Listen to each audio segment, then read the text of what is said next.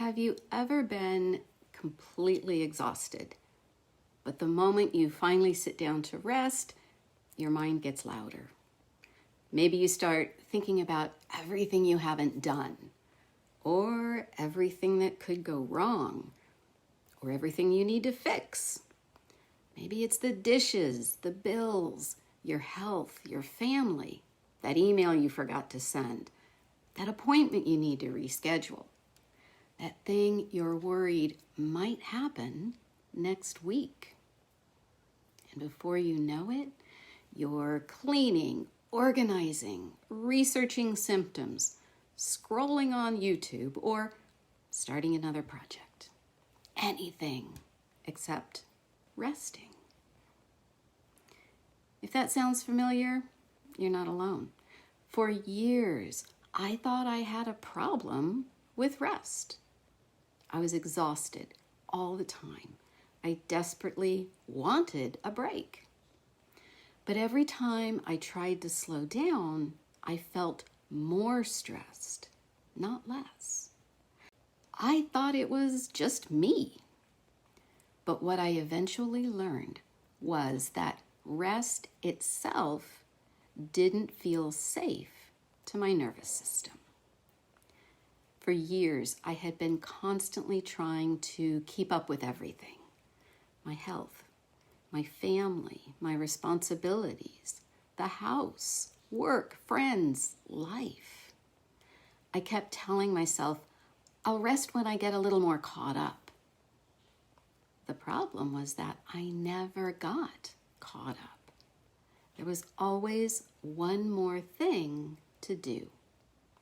One more problem to solve, one more thing to worry about. So I pushed myself harder, and eventually my body would crash. Sometimes for days, sometimes for weeks. But here's the part that nobody talked about. Even the crash didn't bring peace. My body stopped, but my thoughts didn't. In some ways, that was the hardest part. I couldn't keep going, but I couldn't fully rest either. The guilt kept going. The catastrophizing kept going. The mental to-do list kept going.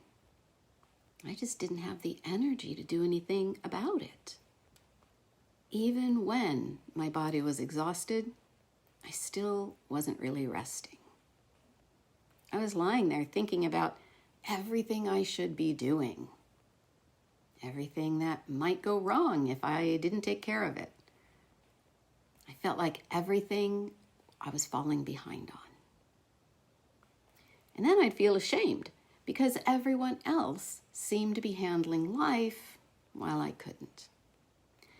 When I finally got a little energy back, I jump right back into doing all the things. Maybe I'd clean out a cupboard, plant something in the garden, or tackle another project. Not because I had so much energy, but because doing things felt safer than being still. I didn't realize it at the time, but I was stuck in a push-crash cycle. I'd push, then I'd crash. I'd feel guilty, and then I'd go back to pushing again. I wanted out of that cycle, so I tried what several people had suggested, meditation. I heard over and over, just sit quietly. Just meditate. Just relax. So I tried. I'd sit down and attempt a 15-minute guided meditation. And honestly, it felt awful.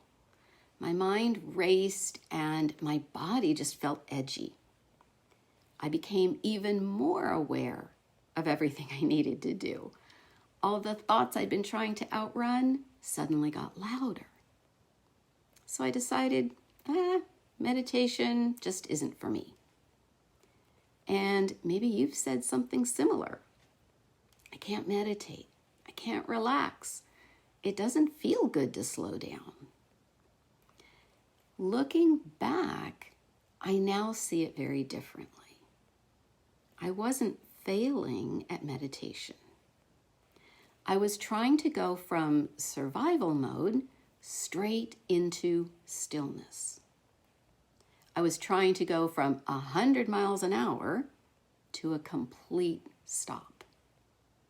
My nervous system wasn't ready for that kind of a leap.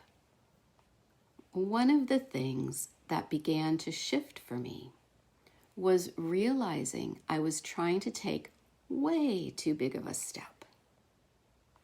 Imagine 2 ladders. The first ladder has huge gaps between the rungs. The first step is so high that most people can't reach it. They try, they fail, they fall back down. Eventually, they decide, I guess this just isn't for me. That was my experience with rest. That 15-minute meditation was more like trying to climb that huge rung. I kept trying to start there and then wondering why I couldn't do it. The second ladder has small, manageable steps. Not because the goal is smaller, but because the steps are achievable. What finally helped wasn't forcing myself to relax. It was starting much smaller. Maybe just a hand on my heart. A few slow breaths. Standing outside for a minute.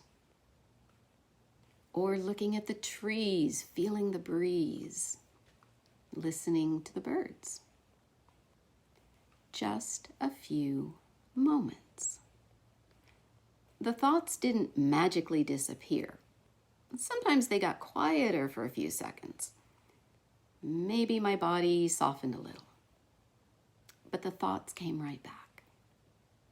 But those few seconds of calm really mattered to my limbic system.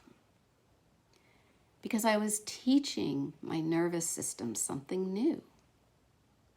I was teaching it that slowing down didn't have to be dangerous.